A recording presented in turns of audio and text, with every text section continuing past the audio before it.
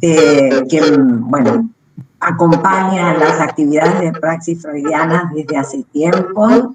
Igual también veo que por acá está Claudia Cardoso Cifuentes, que también acompaña a Praxis Freudiana, que comenzaron armando un espacio en Facebook, que es un grupo cerrado, pero se puede pedir solicitud, que es el seminario El psicoanálisis se enfrenta a la época, que así comenzó a llamarse un espacio el año pasado, y de ahí quedó ese Facebook, y bueno, muchas veces trabajamos a través de ese Facebook, subimos material allí y demás.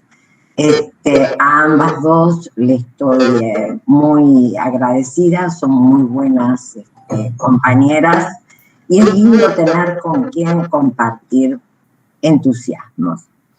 Bueno, psicoanálisis y época, un conversatorio. A ver, a mí se me ocurre, ni me fijé en ningún diccionario etimológico, en ningún diccionario de la Real Academia, nada. A mí se me ocurre que conversar es armar distintas versiones de algo entre varios. Y es esa la propuesta, por eso conversatorio. Por eso no seminarios, mucho menos clases, reuniones de un conversatorio. Están todos implicados en armar otras versiones, preguntando, dando sus ideas, sus pareceres, etc. Psicoanálisis Losange, época, es el título. ¿Por qué Losange? ¿Por qué no y? Podría ser psicoanálisis y época. A veces no me queda más que escribir y, porque Losange por ahí no sale. Pero de acuerdo a con qué máquina esté, con qué teclado, y si lo permite el Facebook o el Instagram, lo que sea, hay unas teclas que son mayor-menor. Y algo tiene que ver con el Losange. El Losange es un belt relacional que tiene que ver con la lógica, ¿sí? Y que el psicoanálisis, Lacan, lo ha tomado de la lógica justamente para hablar de esa combinatoria de y o mayor, menor, pertenece, no pertenece, está incluido, la forma de estar incluido, no es una intersección, no es el conjunto intersección, no es el conjunto unión. Yo siempre digo que se trata de un estrabismo, se trata de un disco, para decirlo más en criollo, en donde se ponen dos términos que juegan a ojos viscos. Se ven, pero ¿no? Se ven así en forma estrábica. Esa es la relación. Y me parece un buen, conector para el psicoanálisis y la época.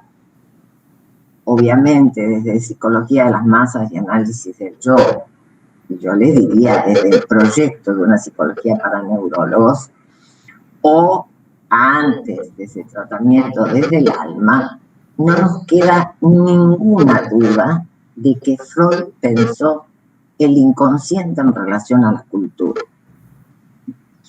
Y ese Dasein, teorizado por Freud desde el proyecto, alude a esa relación. Y en psicología de las masas de análisis del yo, bueno, ya ya lo dice con todas las letras, ¿verdad? O por venir de una ilusión, etcétera, etcétera.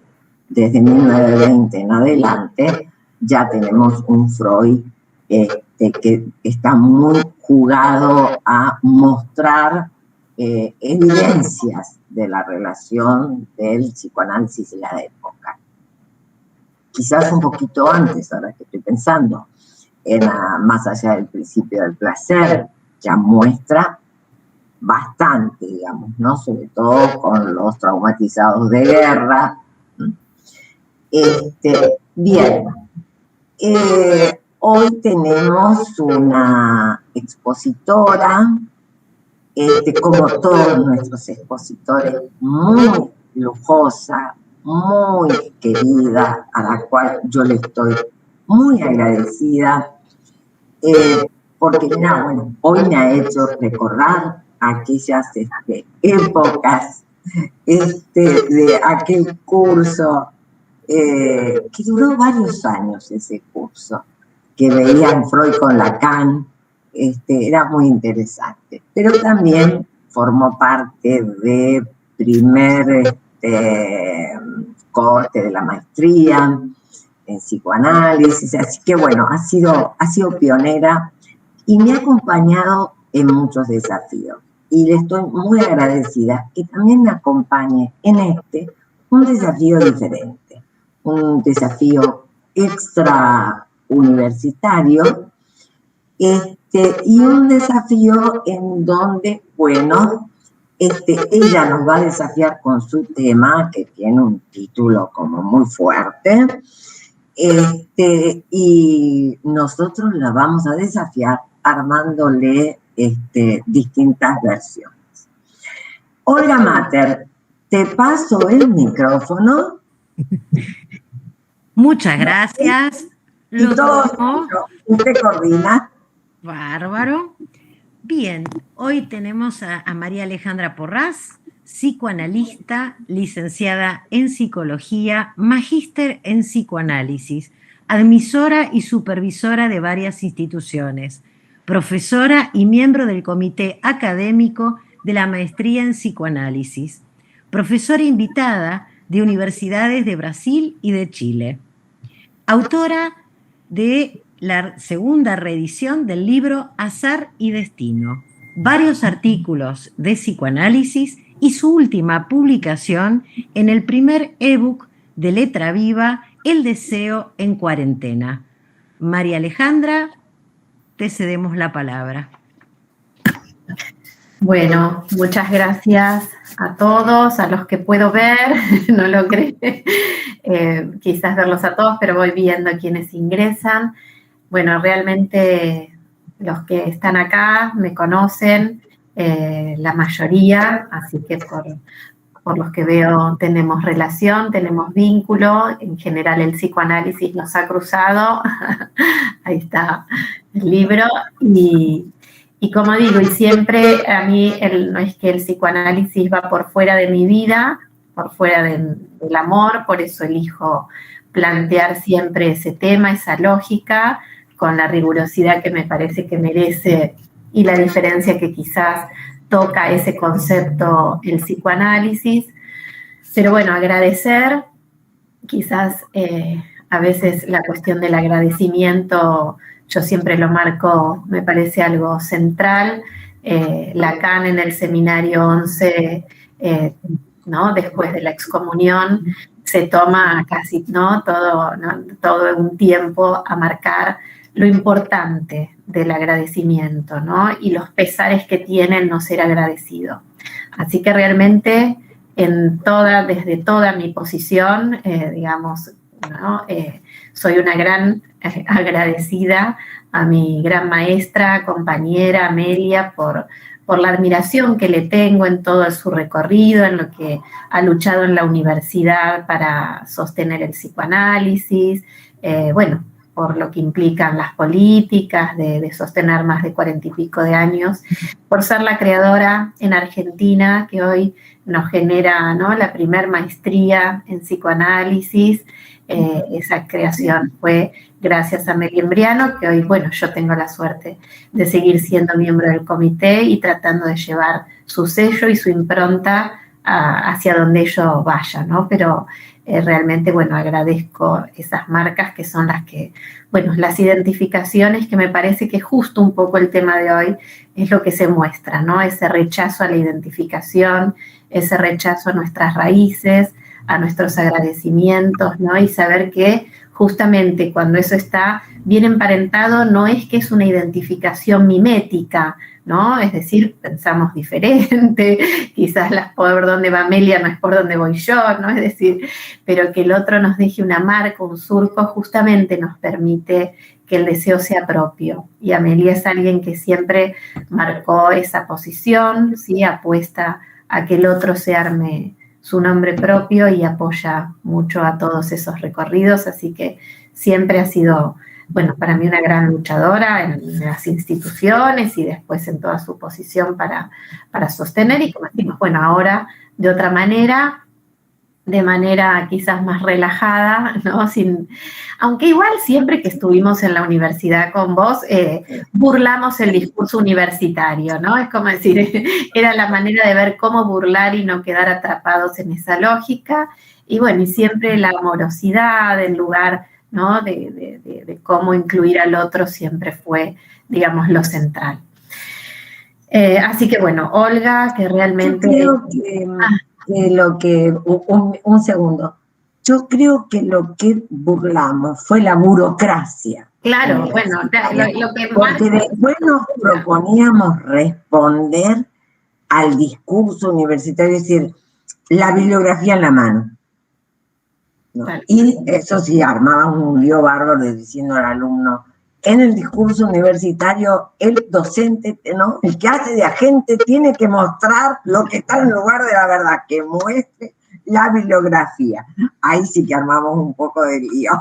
Sí, sí, bueno, Olga, Ale, Politi, que también están por ahí. Olga realmente es, bueno, excelente profesional, analista, y bueno, ¿no?, tiene una manera también muy amorosa de llevar adelante toda la ejecución, y bueno, siempre lo marqué, el respeto, ¿no?, que viene este espacio desde las primeras ponencias.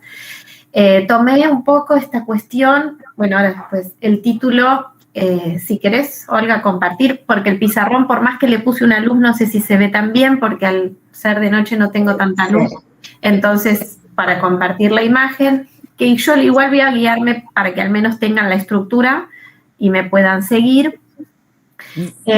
Me parece que va a compartir Claudia. Claudia, bueno. Claudia ya lo tiene, comparte ella. Gracias. No, el título que decidí ubicar es lo paranoico y lo melancólico como defensa contra el amor, ¿sí? Es decir, no para marcar las cuestiones ni adentrarme en una noción de pensar ahí la lógica psicopatológica de la melancolía o de la paranoia en sí misma, sino que justamente lo que me pasó cuando tuve que escribir este último artículo para el libro de Imago Agenda, que fue en el Deseo en Cuarentena, ¿no? Era con todo el caos, estábamos en cuarentena, la pandemia, y realmente vi en todo momento esta cuestión tan fuerte con respecto a estos mecanismos paranoicos, ¿no?, que aparecieron como en primer lugar, como que primero le teníamos miedo al virus, a la calle, después era el vecino, que si se acuerdan, si había un médico se denunciaba en los edificios, ¿no?, y como bueno, y esos cuidados, y hasta que después se llegaba esos mecanismos paranoicos a funcionar, podríamos decir, a que el enemigo entre en casa, ¿no? ¿Por qué? Porque estaba en las redes, estaba en las computadoras, no se escuchan, Zoom es posible, es más peligroso que cuál red utilizamos, ¿no? Es decir, empecé a observar, ¿no?, estas cuestiones, y obviamente el artículo se llamó, después por si lo quieren buscar, en el ebook de Letra Viva, está online y es gratuito. Mi artículo se llamó Amor o Peor Paranoia, ¿sí? Así que, bueno, un poco, como digo, me metí en esos temas.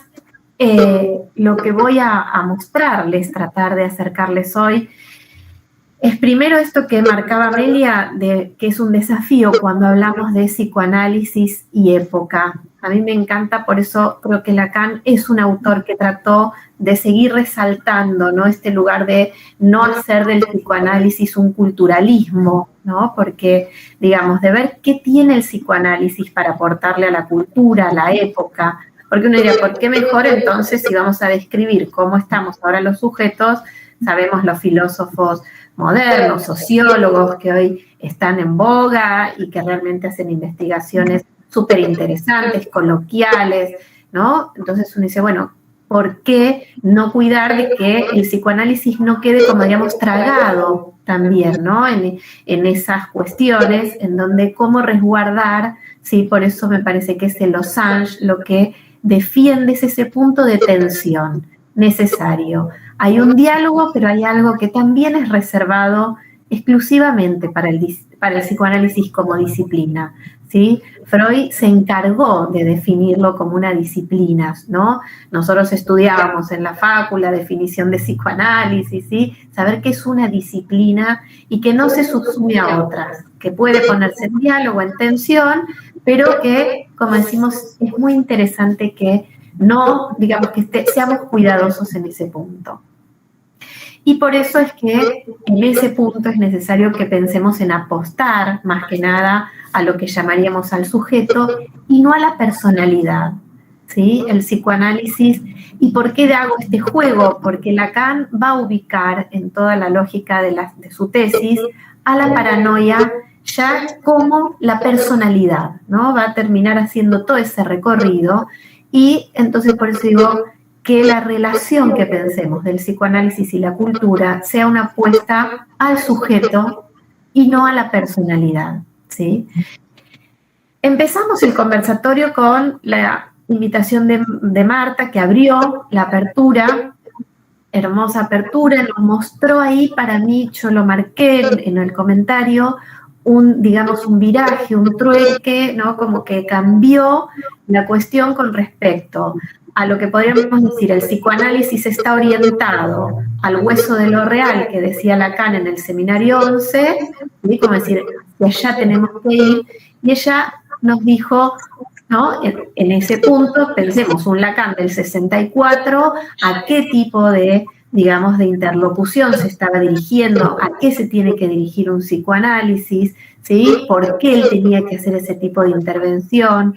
Es muy importante que siempre veamos cuáles son los interlocutores, para eso, cuál es la época, entonces, ¿por qué hay que resaltar algún concepto más que otro?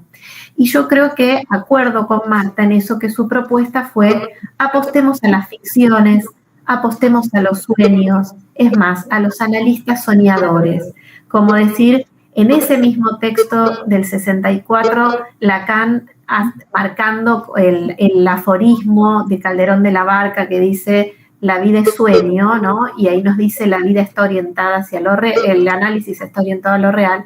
Yo creo que hoy es una época donde tenemos que volver a retomar esa vida en relación al sueño, en relación a las ficciones, en relación a las creencias. Porque este va a ser un poco el planteo que yo les quiero traer y que es que justamente lo que yo pienso que es como lo que llamamos lo melancólico y lo paranoico como rasgos de la época, ¿sí? Como dije, no es que lo puedo asegurar, ¿no? Son cuestiones en las que, digamos, responden un poco a mi experiencia y a las observaciones, a veces en las lecturas que también uno va articulando, es lo que empieza a dar como, podríamos decir, esa característica, en primer lugar, como diríamos, de la incredulidad. Yo voy a marcar ahí cuestiones de el melancólico, el paranoico como un incrédulo, un sujeto que no cree, la cobardía, ¿sí? esa posición de cobardía que está en juego en estas dos posiciones, si queremos, para no hablar de patologías o de cuadros clínicos. y una relación con el odio y la culpa muy particular, ¿sí? Yo fui causada un poco a investigar estas cuestiones a partir de, si tengo que decir, hay más causas, pero ubicaría dos. Una fue una cuestión clínica en las admisiones, que eso lo trabajamos en el simposio, en el último simposio, que también no lo llegamos a hacer presencial, pero que trabajé el aumento de síntomas depresivos en jóvenes, ¿sí? En ese crecimiento, no solo en pacientes, sino en las consultas de admisión, en donde los pacientes venían con cuestiones de medicalización desde muy chicos, desde muy jóvenes, y con síntomas muy relacionados a lo depresivo, a lo melancólico, a la apatía, al desgano, ¿no? Esto como que crecía mucho en las consultas. Y obviamente medicaciones que en su momento iniciaban solo con ansiolíticos, terminaban hasta un punto en ser antidepresivos, estabilizadores del ánimo, es decir, esos cócteles de los que sabemos, ¿sí? Bien. Entonces, la segunda causa fue que cuando hice este artículo me encontré con una cita de Freud, digamos que me encantó, porque más allá de entenderlo en Introducción del Narcisismo, que Freud lo que pone a la paranoia como lo opuesto al amor, ¿no? Es decir, lo ubica como el vértice completamente opuesto. Por eso en el título yo ahí había jugado con paranoia o peor, ¿no? Amor o peor paranoia, ¿no? Digo o peor porque el amor no lo vamos a ver desde ningún lugar de salvador, desde ningún lugar de ideal, ¿no? No es así como lo toma el psicoanálisis. Vamos a tratar de tomarlo en relación al Eros, al Seminario 8, ¿no? A ese entremedio de los mortales, ¿no? Entonces, esta segunda causa es sí una cita de Freud, que lo que ubica es que el amor, ¿sí? Aparece,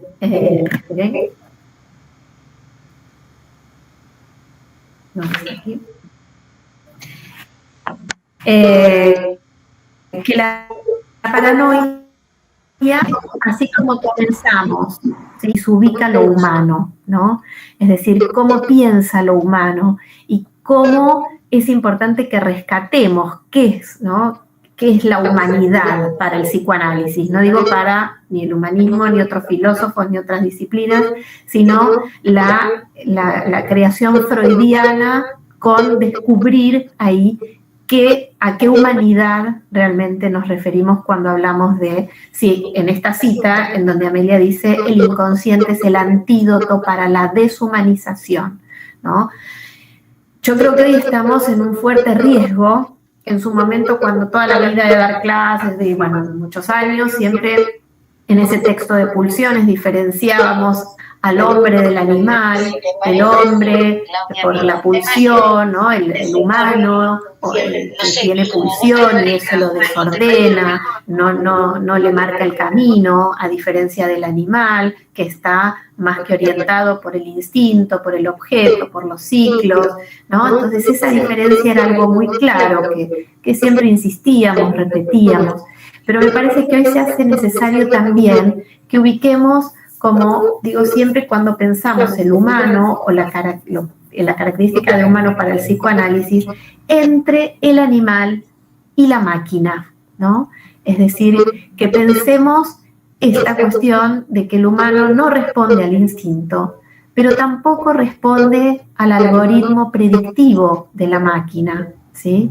Es decir, esa falla que encontramos, esa grieta que encontramos como central en el humano, es lo que va a tener que ver con este descubrimiento freudiano de inconsciente. Porque la palabra o la idea de inconsciente existía, podríamos decir, antes de Freud, pero la novedad es qué lugar le da ese inconsciente. Entonces, si hoy voy a tomar esta vertiente de que lo melancólico y lo paranoico tienen que ver con un rechazo de lo inconsciente, ¿no? Y que la época está tomando tintes, podríamos decir colores, ¿sí? melancólicos y paranoicos, entonces, ¿por qué unir ahí la lógica con el rechazo del inconsciente?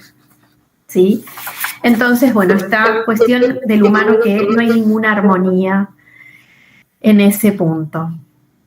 Entre lo que diríamos rechazo del inconsciente, Lacan es una cita que ubica en televisión, no voy a dar más datos, solo hasta ahí, para que más o menos tengan la noción, y digo, cuando se rechaza el inconsciente, florecen lo paranoico y lo melancólico, ¿sí? Es decir, esta cuestión que nos empieza a aparecer como características de la época.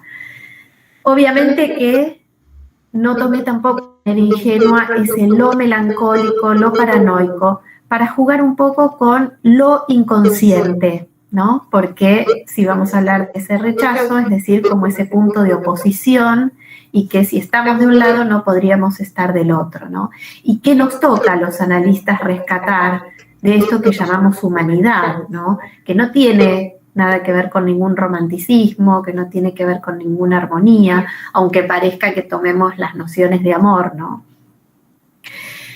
Hay frases, y hay una frase que, bueno, que quizás ustedes me pueden acompañar, pero que me parece que invade hoy la posición de los sujetos, ¿no? Que hoy a la mañana la volví a escuchar también, pero esta frase en donde se dice, no se puede creer en nada, ¿no? Estos sujetos que marcan en relación a la política o en relación a lo que sabemos que pasó con las vacunas, con la pandemia, con las distintas cuestiones, como esta posición, ¿no? Podríamos decir generalizada, de decir no se puede creer en nada. Entonces ahí uno puede decir, ¿no? Porque este sujeto tenga una estructura ni psicótica ni paranoica, pero a eso es a lo que me quiero referir, ¿no? A cómo hay mecanismos facilitados, ¿sí? Y por qué esta lógica de la increencia, el incrédulo, el paranoico es un incrédulo, ¿sí? Freud lo marca muchísimo. Y justamente, como decimos, incredulidad, cobardía, ¿sí? Deshacer lazo social. Esto es muy característico también de la melancolía, porque el melancólico es un sujeto que no cree en nada, es como que ve todo con una lucidez espantosa. ¿Vieron como si viéramos el esquema de los esquemas ópticos? Si no ponemos el ojo donde hay que ponerlo y vemos las cosas tal cual son, como si no vemos, si no jugamos el juego de la ilusión, ¿sí? Empezamos a ver las flores debajo, todo el sistema desarmado, y esta cuestión de la lucidez, de ver la vida o las cosas tal cual son, es el horror, porque no nos permite la ilusión, que es lo que nos permite soportar la vida, ¿sí? La vida implica dolor, ¿sí? Esto lo marca Freud desde sus inicios, ahora sí, algunas citas después vamos a tomar ahí, pero necesitamos armar la ilusión, ¿sí? Para poder llevar adelante y soportar la vida. El melancólico, y obviamente también de la mano de lo paranoico, se encargan en esas posiciones de deshacer esos lazos, ¿no? De ver las cosas tal cual son, como de ver el mecanismo, ¿no? De estar, por eso las confabulaciones, por eso esta cuestión de la no creencia, siempre estas posiciones que podríamos decir perseguidos, y una época que se caracteriza por la individualidad, ¿sí?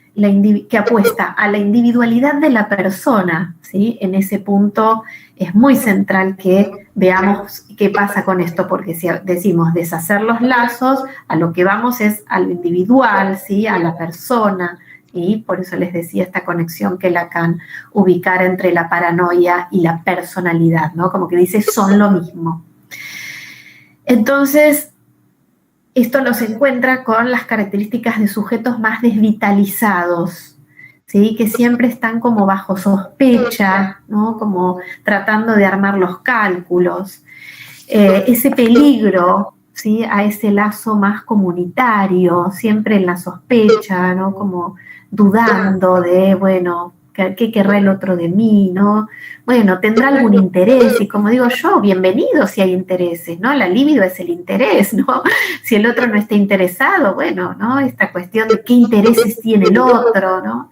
Entonces estamos en esas épocas muy calculadas, ¿no? Donde peligra esto y pone en peligro el lazo con el otro realmente. Nos sentimos, como decíamos, espiados, antes, como decíamos, en las redes, hoy cuando todo esto creció, imaginémonos mucho más, controlados, ¿sí? Estas cuestiones aparecen, no digo que sean, pero son cuestiones de la misma época, por eso les mostraba el paradigma de la máquina, ¿no? De pensar ahí qué diferencia con lo humano.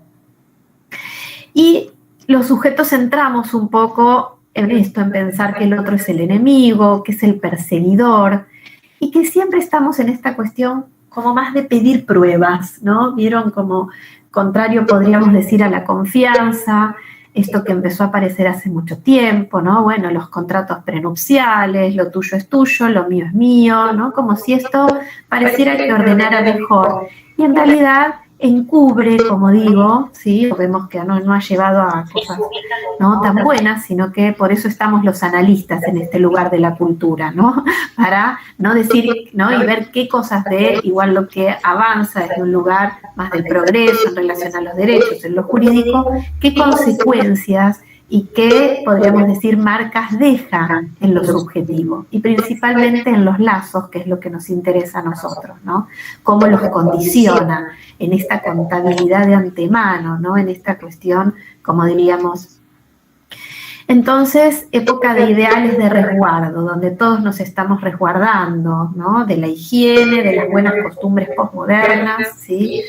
Y para mí es un mundo, al menos cuando lo veo así, un poco, ¿no? Alejado. En general, bueno, uno se contacta, como decimos, con gente muy querida y estamos un poco todos locos en el palo del psicoanálisis, pero cuando entro a mirar un poco desde otro lugar, veo ese mundo un poco desquiciado, la fake news, ¿sí? Me llegó ayer un comentario de un colega brasileño muy asustado: Alejandra, esto está pasando en su país. Yo dije, no, usted está loco, no puede creer en esas cosas, le dije, porque eran unos videos terribles, ¿no? Que cómo habían hecho toda una locura. Y él me dice, no, pero llegó a mi WhatsApp, como que la fuente era, ¿no? Miren la diferencia, cuando Humberto Eco decía lo que llegaba a las pantallas, ¿no? Uno lo creía porque estaba en la televisión, que jugaba un poco a la ficción, ¿no? Como que era un poco una película. Pero hoy, miren cómo ingresan estas cuestiones de la fake news en las redes, en el celular propio, en un grupo íntimo en el que creo que hago lazos amorosos, ¿no? Entonces, esto me parece, porque, claro, y la palabra termina diciendo, ya uno no sabe qué es verdad, ¿no? Entonces, él me llamaba a mí para corroborar, ¿no? Bueno, yo le podría decir desde mi mirada, pero entramos en esas pérdidas, ¿no? De amarras sobre qué es verdad, en qué creer, qué no creer, ¿sí? Bien, entonces, incredulidad y cobardía, yo lo marqué aquí como el escondite del sujeto actual, ¿sí? Ahí es donde este sujeto se esconde. Se vuelve cobarde porque, no sé qué creer, entonces también eso lo lleva a un punto de cobardía, ¿no? Como que por eso somos, como decimos, como dicen muchos sociólogos, filósofos de la época, como que no estamos capacitados para la lucha, porque claro, como no sabemos bien desde dónde estamos parados, todo es igual, todos los políticos son iguales, todo da lo mismo, todas las parejas son iguales, los hombres son iguales, las minas son iguales, los tipos son, ¿no? Y los colores que quieran, se entra en esa posición que no tiene nada de ingenua, bueno, la ingenuidad o la inocencia de la paranoia, si quieren, pero que nos lleva a no tomar posición, ¿no? A quedarnos en ese lugar, como digo, de incredulidad y de cobardía. Freud había dado una pista también, puntualmente sobre la paranoia, que después también la resignifica con respecto a la melancolía, y es que hay un rasgo, y que son resistentes a la sugestión, dice primero. Obvio que a él le interesa la transferencia, pero sepamos que la sugestión no está lejos de la transferencia, ¿no? Es decir, no cualquier sujeto es sugestionable. Estos sujetos no son sugestionables, no están, digamos, condicionados, podríamos decir, o habilitados para el lazo transferencial. porque son, obviamente, ¿sí? Tienen lo que descubre Freud, una gran dificultad para el lazo, porque en realidad la gran dificultad es con respecto al amor, ¿sí? Es decir, lo que no pueden es amar, ni el melancólico ni el paranoico, ¿sí?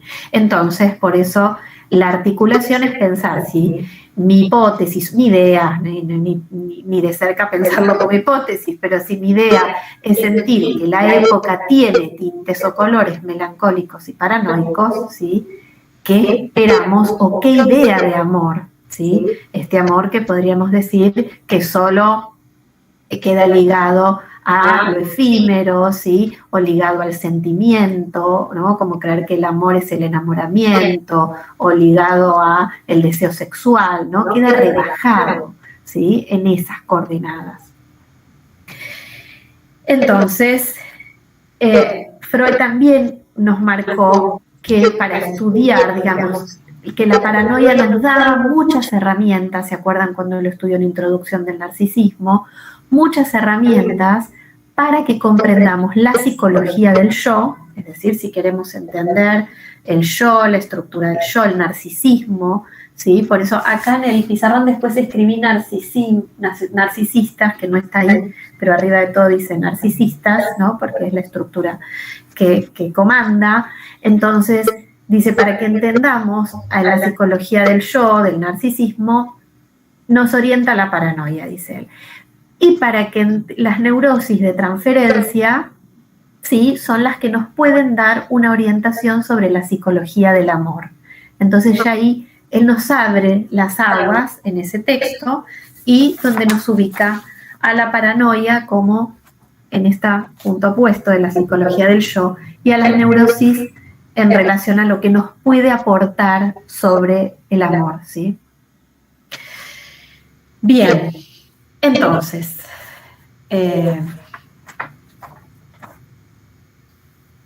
no pueden creer, pero sí, vi un poco más porque...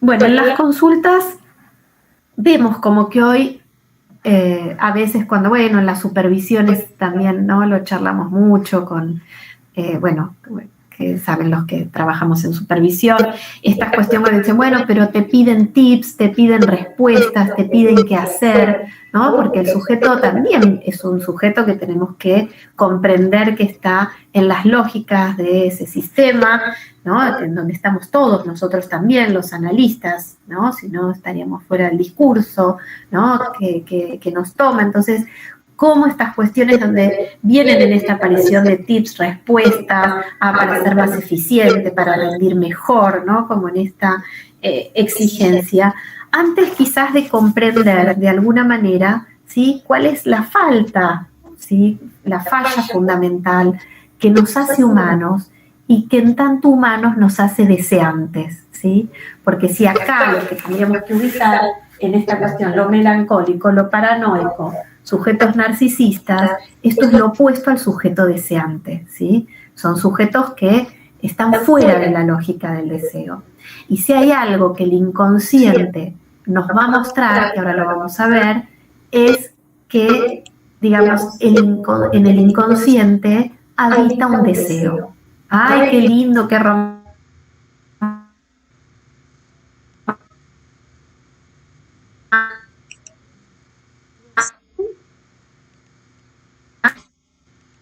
Fundamental, primera, que ya está inscrita en Totem y Tabú, que tiene que ver hasta con esa prohibición del canibalismo, ¿sí?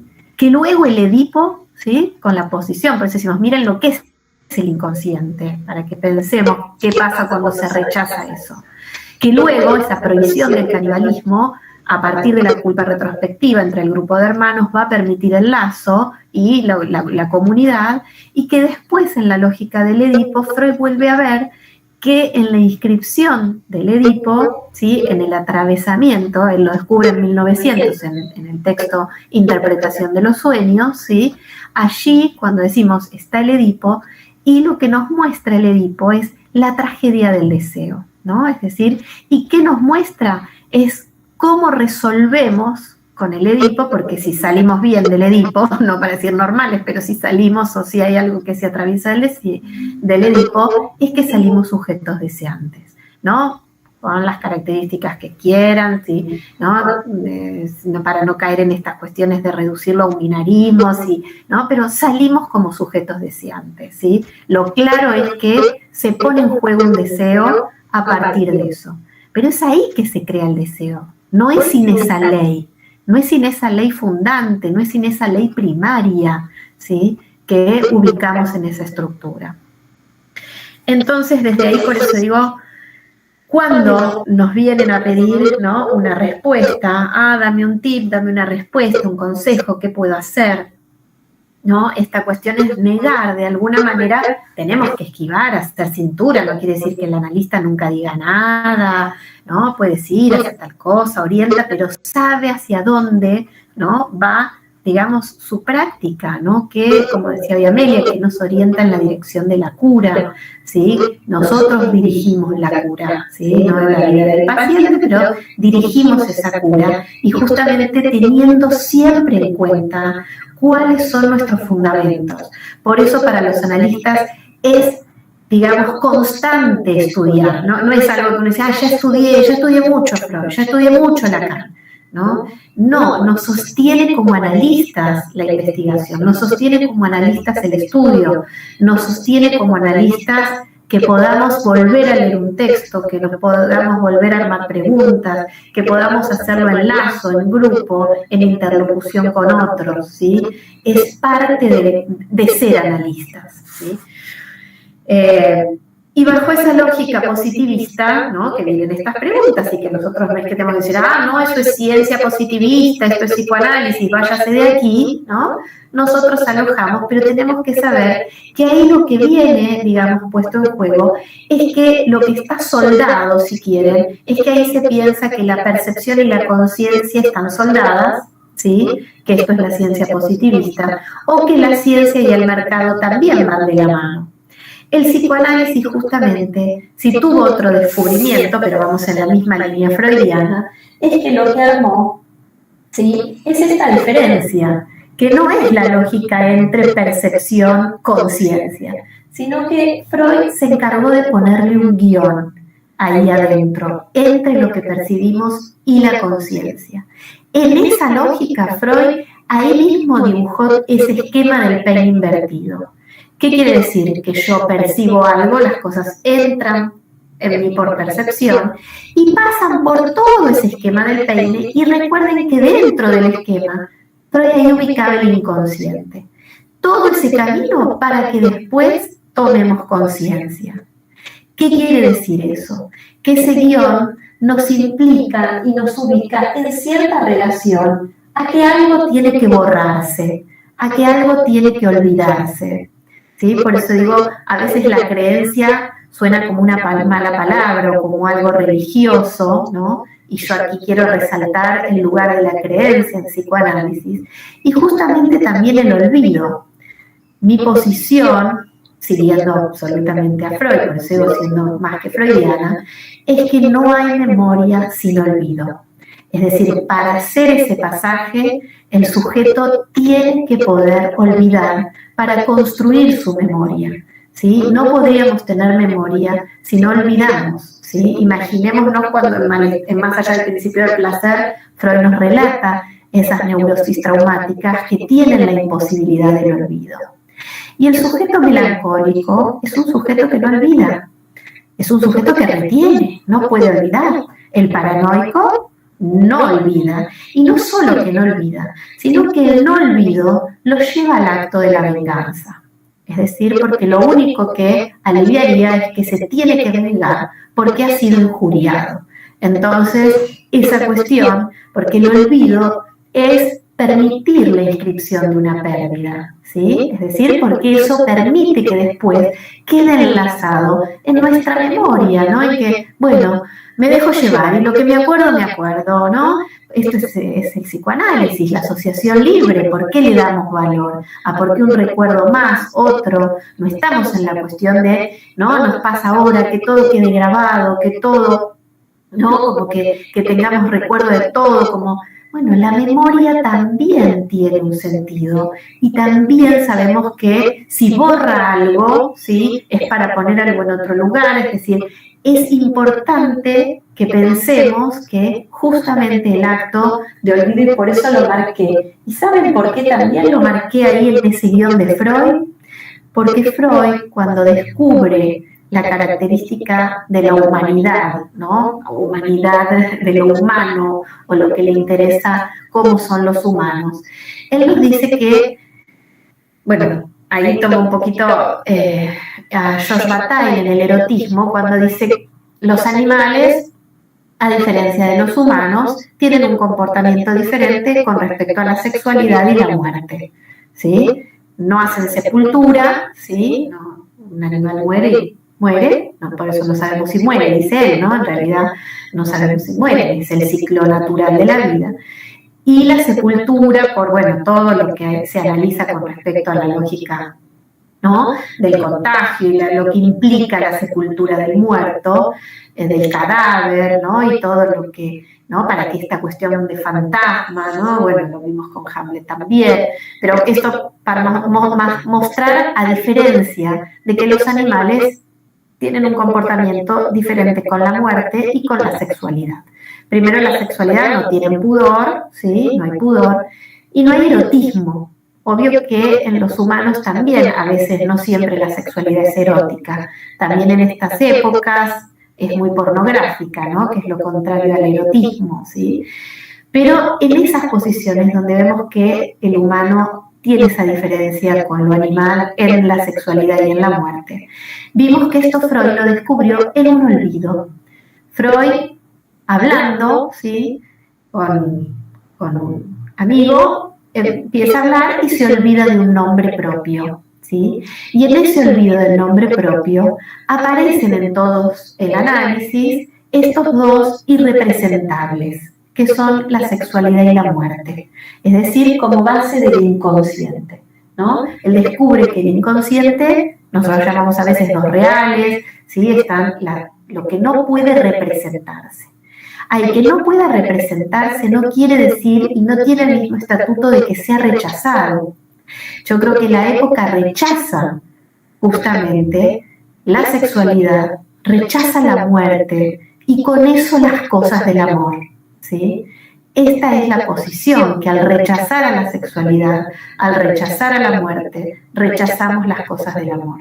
Porque el amor tiene mucho que ver con la muerte y el amor tiene mucho que ver con la sexualidad, porque, digamos, sí creo que hay que unir, ¿sí?, que no sé si vamos a llegar, pero al menos si lo adelanto, hay que pensar y unir que el psicoanálisis piensa el amor y el deseo unidos. La paranoia y la melancolía se encargan de desunir el amor y el deseo. Y unos me podrán decir, no, pero el neurótico obsesivo. Bueno, el neurótico obsesivo es un síntoma del enredo en ese intento de querer desligar el amor y el deseo. Pero realmente el punto central, y digamos, y al que debe apostar, ¿no?, la posición del analista, porque bueno, lo vemos en el banquete claramente, ¿no?, texto bellísimo, ¿sí?, donde se muestran todas las figuras del amor, donde esas cuestiones aparecen en ese punto de unión, que es el texto en donde, bueno, digamos, ¿no?, Lacan le da todo un seminario, todo el seminario 8 está dedicado al banquete de Platón. Bien, a ver, entonces, marcaba ahí que no olvidan. Bien, la cuestión del odio, sí. Perdón, ¿te parece que sigamos compartiendo el cuadro o lo podemos...? No, si ya lo vieron, sacalo, sí, era más que nada para que vean, porque después, total, ya saben, o si alguno lo quiso copiar, pero porque quizás no se la casa. No, podés sacarlo, gracias. De nada. Bien, otra cuestión que marqué, que me parece importante que pensemos, es que ubicamos muchas veces esto que yo les decía, ¿no?, como, bueno, esta cuestión de la época, de vivir el presente, ¿no? En este empuje de la hora, ¿no? Hay que vivirlo todo ya, como descubrimos que hay una sola vida, hay que reventarla, ¿no? Muy lejos de entender y de poder armar cierta lógica de asumir la muerte, ¿no? Es como, me parece decir, todo lo contrario, esta posición. Aparece, como hablábamos la otra vez, un poco esta figura del motivador, porque hoy aparecen los sujetos muy desganados, no tengo ganas, ¿no? En los adolescentes, no solo los adolescentes, los adultos, no tengo ganas de nada, aparece mucho esta cosa, se levantan ya cansados, ¿no? El cansancio, la apatía, ¿sí? El desgano es una característica y una impronta con la que nos tenemos que ver en la clínica. Y ahí me parece que la posición del sujeto en esta característica del depresivo, lo que hace es como resistir que el acto, ¿sí?, no se vuelva causa, ¿no? ¿Qué quiero decir con esto? Esperan que las ganas esté primero, ¿no? Como decir, no, yo decir, ¿por qué las ganas van a estar primero? ¿No? Yo empiezo a dar la charla y uno dice, bueno, antes de empezar, y uno está nervioso y digo, ay, mejor ya me quedo, hago una rica cena, si las ganas están primero, ¿no? Eso me parece que también es un grave error. Tiene que ver con que podamos ver que la causa está en el acto, ¿no? Que cuando empezamos a hacer, ahí podamos ver las ganas más como efecto, ¿sí? Porque si esperamos esta cuestión, no solo la esperamos del motivador, del personal, vení, motivame, vení, causame, a ver, fíjate cómo no me aburrís, ¿no? Porque vieron que la figura del aburrido es esta figura, ¿no? Apática y del desgano como que está en primer lugar. Entonces, como si el otro tendría que ser, ¿no? El no me aburre, ¿no? Y yo, ¿no? Como analista, ¿qué te aburre? No, porque es un poco, ¿no? Algo ahí de aburrido, ¿no? Esta cuestión de, bueno, ¿qué pasa con que suponemos que las ganas tienen que estar, como decimos, ¿no? Esto que siempre explicamos que el objeto de causa está detrás, ¿no? Entonces, no está allí adelante, no es algo, ¿no? En esta posición. Me parece que es algo que aparece como muy fuerte, ¿no? Que se rechaza ese acto como causa, ¿sí? Bien, y las ganas o el deseo, pensarlos más como un efecto, como, bueno, empecemos a hacer y veamos, ¿no? ¿Qué va pasando? ¿Hacia dónde enlazamos? Arriesguemos, ¿sí? Pero esta cuestión de, ¿no? No, veo a ver qué me da ganas, veo que me gusta, ¿no? Bien, esto es lo que yo mostraba un poco como la cobardía.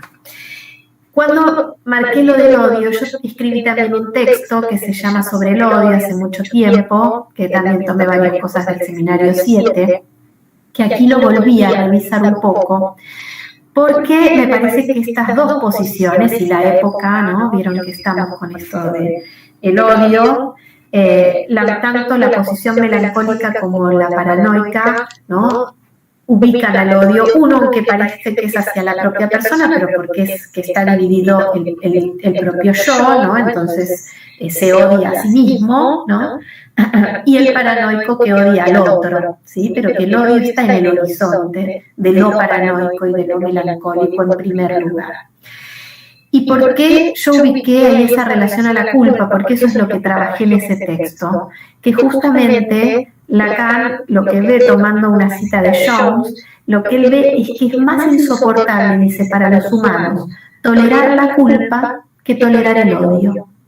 Entonces, él detecta que lo que se hace es que el odio es un disfraz sobre la culpa, ¿sí? Es decir, esa culpa que podríamos decir primordial. ¿Y por qué yo centré al Edipo? Y esto que estamos debatiendo tanto en esta época, si el Edipo perderá o no su estrellato como ordenador del deseo, porque lo que hace el Edipo es regular, ¿sí?, la culpa con el deseo, porque si no quedaríamos bien religiosos, quedaríamos en la lógica cristiana, ¿no? Es decir, el sujeto culposo, pensaríamos totalitario.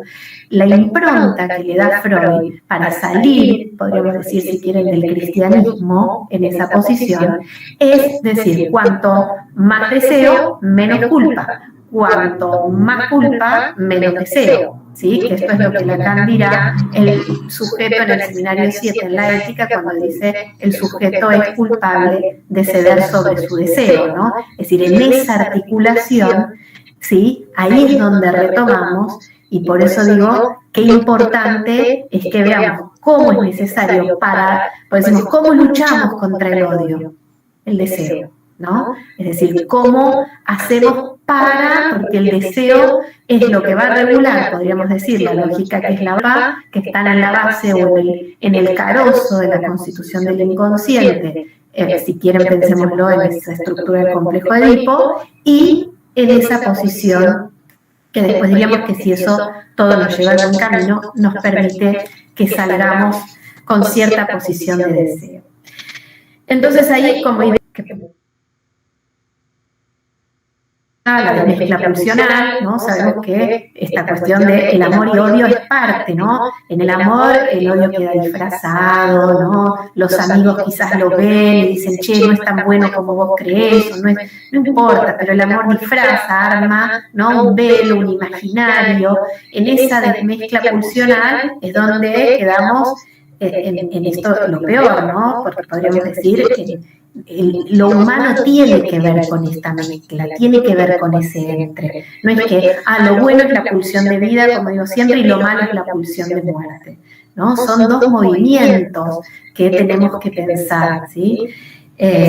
Como en un circuito, ¿sí? Si quieren. Entonces, bien, el odio ahí, el ingreso a los humanos, bien. Son los que cambian del deseo.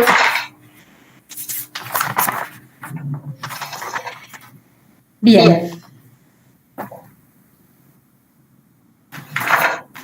Entonces yo veo que la época lo que hace un poco para ir acercando un poco a ciertas conclusiones es ir desexualizando todo, aunque parezca que hoy estamos resexuales, no, estamos repornográficos. De sexualidad para mí no hay nada, de erotismo nada, sino que todo lo que Freud se encargó de sexualizar, ¿no? Hoy se está desexualizando. La angustia con las pastillas, con la píldora, ¿no? Nos hacen tragar la píldora de esa angustia desexualizada, de no verla como esa libido, ¿no? Entonces perdemos ese gran rastro que nos había dado. Por eso digo, a veces también dentro de la lógica del psicoanálisis, ¿no?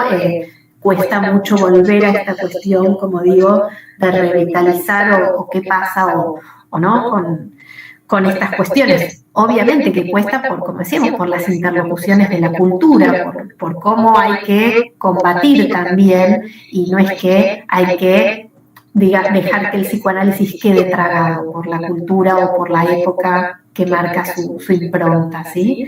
Pero corre esos riesgos, no podemos ser ingenuos, ¿sí? Corre para mí ese riesgo de la desexualización. Esto nos lleva, obviamente, en la clínica a nuevas versiones, para mí, de lo inconsciente, a nuevas dimensiones de lo inconsciente, que rozan más lo real, ¿sí? Que es una clínica que podemos llamar, que muchos analistas han trabajado, pero es más la clínica del vacío, esas clínicas de las inhibiciones, vieron como que, ¿no? Esa pobreza que nos parecería ahí como, ¿no? Como trabajamos con eso. Porque sí, también otra idea que arriesgo ahí es que me parece que estamos dentro del paradigma de la máquina. Ahora voy a trabajar, ¿no? Cuando tenga un poco de tiempo, a mí me gusta mucho la peli, voy a trabajar Yo Robot y voy a tratar de hacer algunas articulaciones con la cuestión más de la máquina para pensar, ¿no? Todas estas cuestiones que me parece que hoy son muy necesarias. Porque el paradigma, como decimos, de la máquina forcluye la idea del inconsciente, ¿sí? Porque no hay falla, ¿sí? Y si hay falla, solo es una falla a reparar, ¿sí? Y depende de otras cuestiones. Y esto es lo que también lleva a tantos aumentos, podríamos decir, de autismo, de depresiones, ¿sí? De este tipo de clínicas, ¿no? De esta posición con respecto a pensarlo de esta forma. Bien, Lacan dijo que en el seminario 8, al principio, refiriéndose al psicoanálisis, estaba el amor, ¿sí? Entonces dijo, el psicoanálisis empieza con una historia de amor. Y la historia de amor a la que él se refiere es a la historia de amor de Breuer y Anna, ¿sí? Esa historia de amor que él dice, bueno, ellos se habían enamorado, ambos, ¿no? Y dice, Breuer se había enamorado de su paciente y buscó una salida bien burguesa, dice Lacan, y como buena salida burguesa, le propuso a su esposa un viaje a Venecia y tuvieron una nueva hija, ¿no?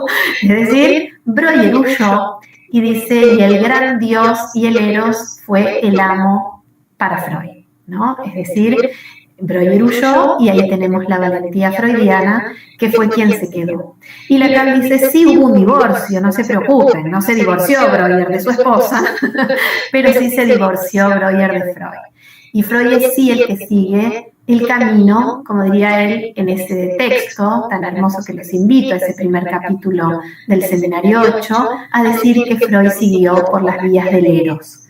El Eros es un dios del amor muy particular, porque es un poco Dios, un poco mortal, ¿sí?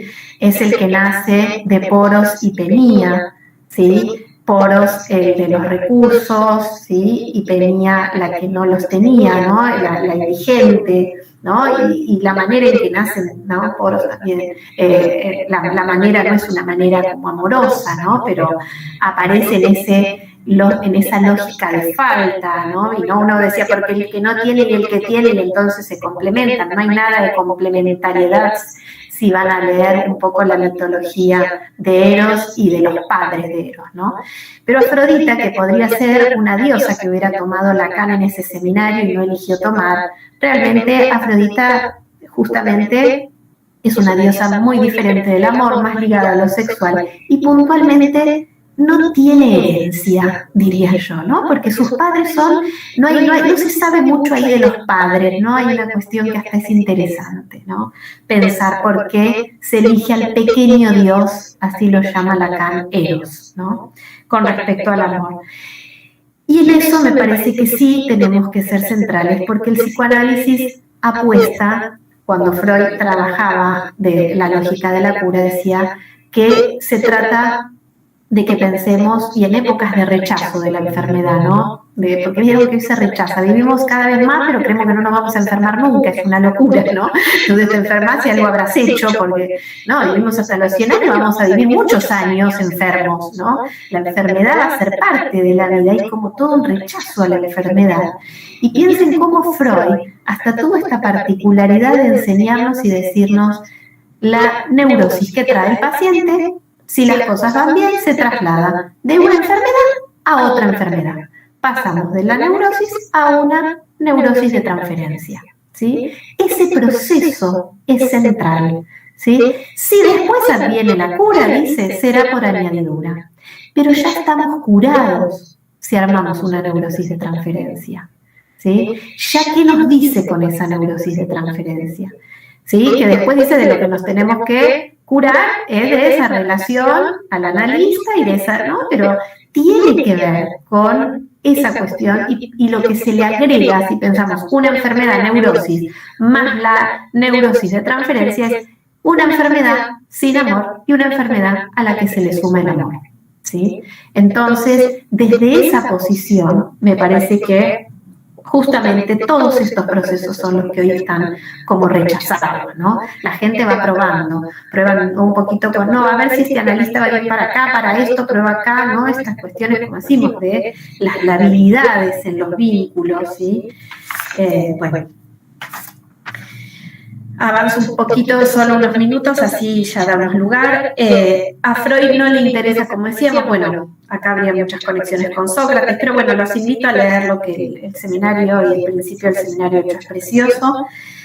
Freud no está interesado en este amor que salva, ¿sí? Lo aclara esto en la introducción del narcisismo, en muchos textos, pero de ninguna manera él ubica esta lógica, sino que él se interesa por ese amor que nace de la castración, ¿sí? Y que tiene en la base lo que podríamos llamar la finitud, ¿no? Eso es lo que nos permite amar.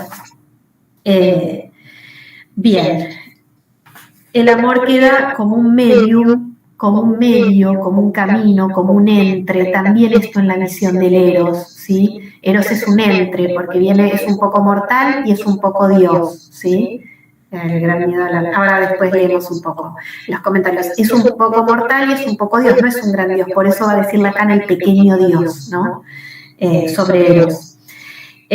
Y después Lacan en el Seminario 10 también lo pone como un medio, ¿no? En esa frase, ame, que si le hemos trabajado en la facu de el amor hace condescender el goce al deseo, ¿no? Ese aforismo, pero que también es un medio, porque antes estaba la angustia, pero con la angustia sola no podemos hacer nada si no está velada por la lógica del amor, ¿no? Es decir, no es que hay que llevar al sujeto a la angustia, por eso armamos el fantasma, ¿no? Los humanos. Por eso, en esto imposible de la unión, en esto imposible de la relación sexual, en esto imposible de la no complementariedad de los humanos, está el fantasma, ¿sí? Y el fantasma, ¿qué hace? Trata de armar con la cuestión del objeto una lógica amorosa, ¿no? ¿Qué hace el fantasma? Me pega porque me ama, mete el amor, ¿no? Es decir, eso se pasa por alto también. Y el fantasma es lo que hace soportable el deseo, ¿sí? Entonces, veo que a veces yo en este artículo que escribí, todos los filósofos se preguntaban, ¿será capitalismo o en qué quedará después todo de la pandemia? Mi pregunta es, ¿qué quedará? ¿Apostaremos a un nuevo amor o será solo un mecanismo paranoico el que impere? Porque, digamos, hay que estar atentos a... Por eso digo, a veces también en psicoanálisis hay como cierto prurito hablar del amor, ¿no? Como que parecería que, el deseo, no. Yo creo que esta cuestión de volver a unir, ¿no? El amor y el deseo, y bueno, y si hay cuestiones obsesivas, bueno, que lo revisen los obsesivos, ¿no? En sus síntomas, pero el amor y el deseo me parece de una genialidad tan grande descubierta por Freud, así que creo que hay que pensarlo como un medio, como una ilusión, ¿no? Y como una metáfora, así va a estar definido. Y en el Seminario 21 nos va a decir que los no incautos yerran, esta es una de las traducciones, pero en realidad lo que podemos pensar es que los desengañados se engañan, ¿no? Esto de los que quieren hacerse mucho los vivos, los que calculan todo, los que nos creemos que, yo miro por acá, calculo acá, ¿no? Veo... calculo todo, ¿no? Es donde más queda engañado el sujeto, ¿no? Y jugando un poco en la homofonía de palabras del engaño, el equívoco, ¿no? De la lógica del inconsciente. Y ahí es donde Lacan nos dice, primero en el 11 nos dijo que el inconsciente era ético, después aquí nos va a decir que hay que amar el inconsciente, ¿sí? Porque justamente nos dice que, el que no está enamorado de su inconsciente, nos dice en este seminario, se equivoca, yerra, va sin rumbo en la vida. Bien, una cita de Freud y termino, tenía un poquito más, pero que me encanta, que sí está en el texto sobre la guerra y la muerte, para ver un poco lo que el amor le debe a la muerte, ¿no? Es decir, en esta cuestión, la sexualidad lo tomamos, o parece que esto quedaría claro, que el amor y la sexualidad, pero el amor le debe mucho a la muerte, podríamos tomar un montón de canciones, si quieren, para referirlo, o de escenas, bueno, en los mitos que toma el banquete, todos en relación, ¿no? El de Orfeo, el de Aquiles, ¿sí? Todos los mitos es como, el amado que está, hay que buscarlo de los infiernos, ¿no? Están todos en relación a la muerte. Freud dice en el texto sobre la guerra y la muerte que nuestra actitud sobre la muerte ejerce una fuerte influencia sobre la vida. Y dice, la vida se empobrece, pierde interés, cuando no es arriesgada. Y acá voy a tomar esa palabra, ¿sí? Del riesgo, ¿sí? Que me parece que es la que me gusta y que quizás en otros momentos leí esta cita y no resalte tanto. Porque dice, pierde interés cuando no es arriesgada. Así se hace sosa, vacía con respecto a la vida, ¿no? Si no arriesgamos en la vida, nos volvemos una vida sosa, vacía, dice Freud. Como un flirt americano. Flirt, en realidad, si lo buscan, quiere decir coqueteo, ¿no? Pero mi hija, Marti, no sé si está por ahí, ella me dijo, no, chamullo, ¿no? Y es verdad, creo que le pega mucho mejor, porque tiene que ver con eso, ¿no? Es decir, la vida se vuelve, si no ese chamullo, al pedo, ¿no? Ese chamullo americano, dice Freud, como diciendo, si no arriesgamos, no estemos en ese chamullo, ¿no? En ese flirt americano. Bueno, esa cita me encantó, volverla a encontrar de Freud, y creo que estamos en estas cuestiones, como digo, de rechazo de la castración. Mira, Lacan también en el Le hablo a las paredes, dice, y con eso las cosas del amor, donde se idealiza la libertad individual, dejar fluir, que nada me sujete, ¿no? Que nada me amarre, no deberle nada a nadie, ¿no? Rechazos de herencias. Estos haters, ¿sí? Estas figuras, los odiadores seriales, ¿sí? Que impregnan las redes, ¿sí? Justamente con sus hilos desarman todas las tramas. Así perdemos el norte del conflicto, ¿sí? Que es un poco lo que nos orienta, entre el amor, el odio, la vida y la muerte. Eso es el psicoanálisis, ¿no? Estar en esas lógicas del conflicto y saber cómo vamos armando ahí. Pero no. Lacan se preguntaba qué nos mantiene unidos a los humanos, ¿no? Porque realmente era una cuestión. Y justamente tiene que ver con esto, con el amor, ¿sí? Con ese amor que engaña, a diferencia de la angustia que da certeza, el amor engaña, ¿sí? Y esto es lo que nos mantiene unidos, porque engaña y porque nos muestra que dos no hacen uno, ¿sí? Pero es lo que nos permite esa ilusión, como decíamos, de soportar la vida, de hacerla soportable. Y solo voy a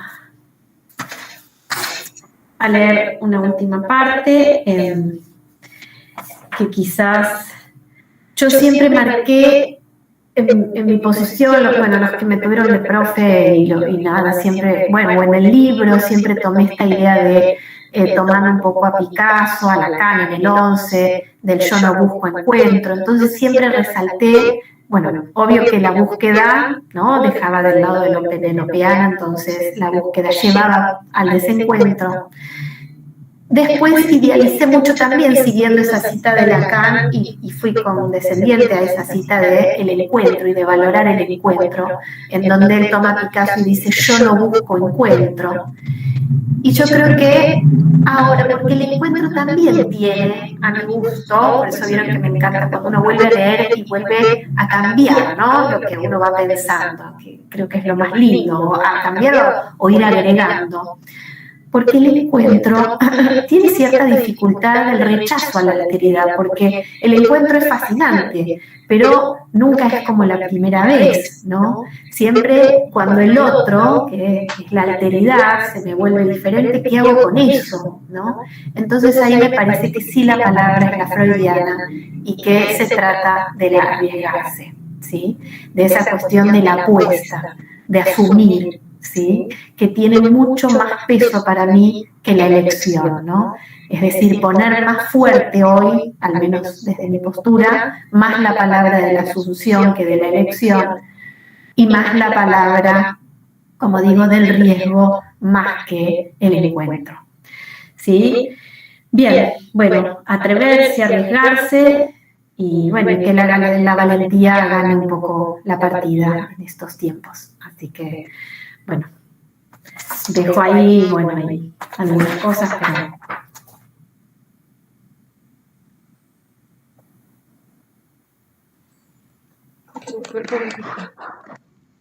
Muy bien.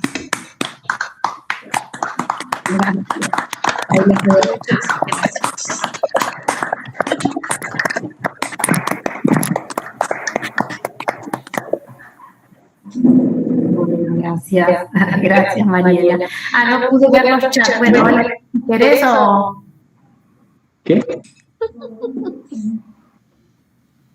No comí, ¿no? Amelia, tenés cerrado el micrófono. Lo cerré porque vos coordinás. Yo lo que quiero es agradecerle muchísimo a Alejandra, muy lindo, muy lindo. Perdón, pensé que querías decir algo. Bien, muchísimas gracias Alejandra por compartir. Hay un mensaje de Jonathan, ¿sí? Jonathan Espinosa, ¿querés compartirlo?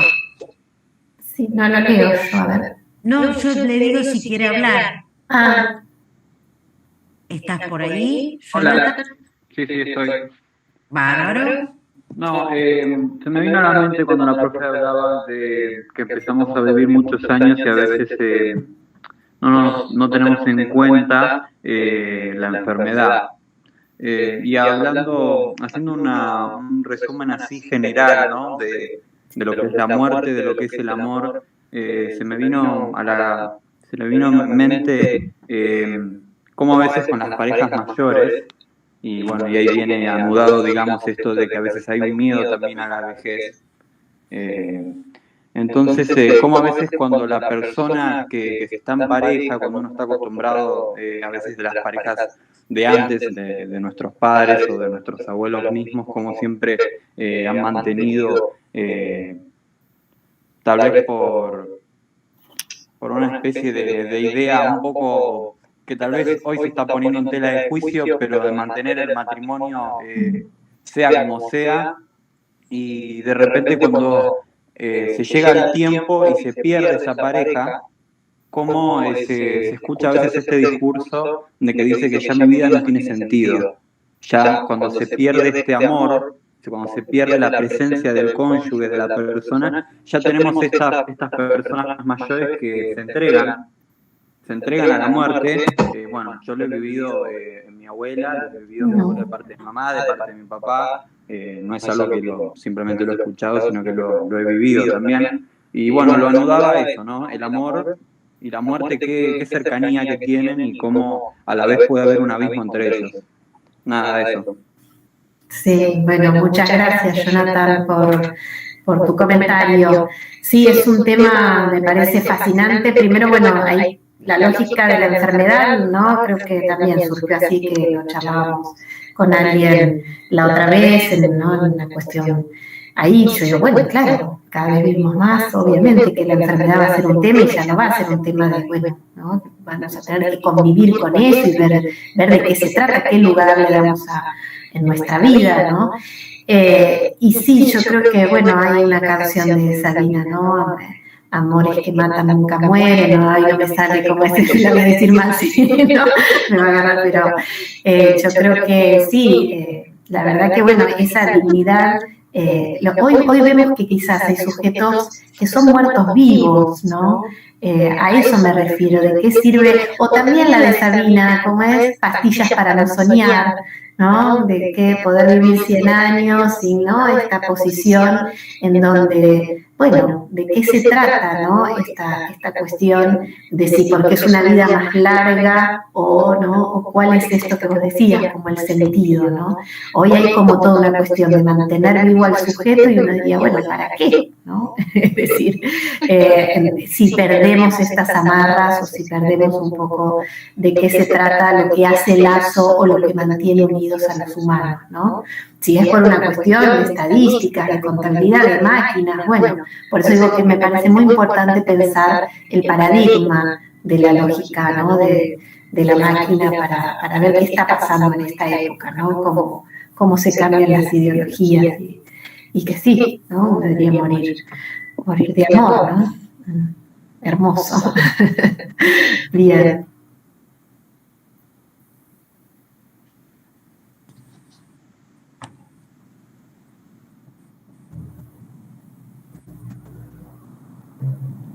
Me quedaba pensando, Alejandra, si para vos, ¿cómo lo pensás, no? Esta cuestión de la oferta de inmortalidad, ¿no? Me recuerda la película de Jack Nicholson, La muerte le sienta bien, ¿no? Mientras te escuchaba, ¿no? En esta oferta de operaciones, ¿no? Como que de alguna manera no es solamente un rechazo a la finitud, ¿no? Sino que hay ahí algo del pensamiento mágico, pero recién vos decías lo melancólico y lo paranoico como defensa contra el amor, ¿no? Lo pensaba, para preguntarte, ¿no? Sí, está buena porque yo por momentos dije, ¿por qué no armo al revés el título, no? ¿Por qué no decir que el amor es lo que rescata de la paranoia y la melancolía? No, es decir, el amor es terrible, ¿no? Es decir, por eso me gustó la comparación que hizo Jonathan, ¿no? Es decir, que me gustó que lo haya traído ahí en esas coordenadas, ¿no? Ese amor degradado, simple, ay, lo que siento. No se sufre, el amor duele, ¿no? Duele, implica ceder, si lo vemos no es este amor que podríamos decir, bueno, ¿no? Todo lo acomoda, tiene esta vertiente en donde justamente yo creo que el sujeto, porque bueno, ahí pierde, acuérdense cómo Freud lo describe en la introducción del narcisismo en relación a la ameba y sus pseudópodos con la cuestión libidinal. Dice, el amor es un extremo en donde todo el yo cede para investir el objeto. Entonces, bueno, hay todo un yo que cede, hay toda una plasticidad del yo que genera un montón de movimientos, transformaciones muy interesantes, pero que bueno, que no podemos creer que, bueno, es algo simple. Entonces yo creo que hoy, donde todo se piensa en esta autonomía, en esta cuestión más que del yo del narcisismo, ¿no? Más que del amor propio, hay todo un empuje al narcisismo. El amor propio porque hasta me gusta la palabra, ¿no? Amor propio y no narcisismo y no autoestima, de lo que hablamos de eso. Entonces, bueno, ¿de qué se tratan estas cuestiones, no? De, bueno, ¿qué elementos se ponen en juego? ¿Qué riesgos? Sí, es el sujeto, me parece que estos mecanismos, ¿sí?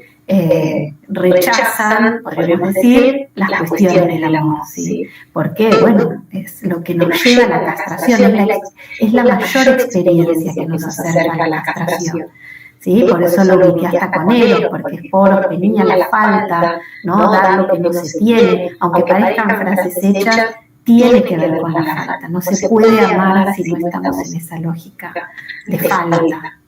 Y la falta, bueno, ¿quién no se defiende de una falta? ¿No? Es decir, hay como... Entonces, bueno, ahí tendríamos que hablar, que sería súper interesante meter acá ahora la cuestión del duelo, ¿no? Bueno, en el caso que hablaba Jonathan, ¿no? ¿Qué lugar entre, ¿no? Una charla puede ser el duelo y el amor?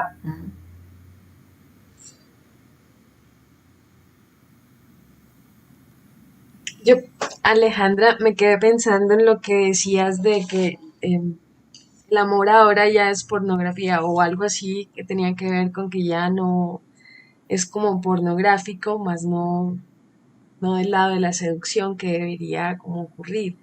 Y me quedé pensando en cómo los chicos también sufren porque no se les da eso amoroso, sino que tienen que inventarse maneras de gustarle al otro más como en lo corporal. No sé si pudieras ampliar un poquito ese tema de lo pornográfico.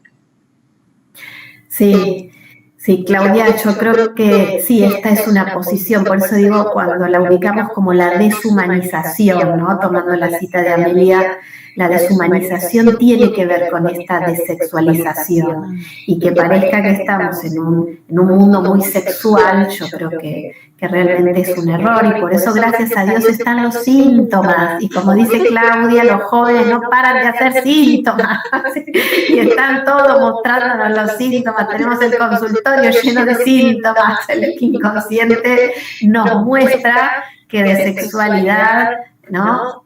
Sigue pujando por otro lado y rechaza lo que tiene que rechazar. Entonces, bueno, la impotencia, ¿no? Chicos jóvenes tomando Viagra, ¿qué hago?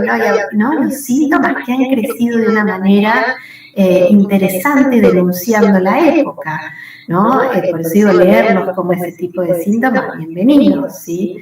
Si también dan cuenta de que esto que parece que ahora todo es fácil, ¿no? Porque, no, justamente, ¿no? Porque la falla está ahí en la lógica del erotismo, ¿no? De fácil no hay nada hoy, ¿no? Al menos en el ámbito de la lógica de la sexualidad, como la entendemos, ¿no? Integral, y bueno, cuando, ¿no? Podemos creer que el erotismo, ¿no? En esto que vos decías, la seducción, pero pensándola más que nada en esa amplitud de lo erótico. Jessica pide hacer un comentario. Jessica.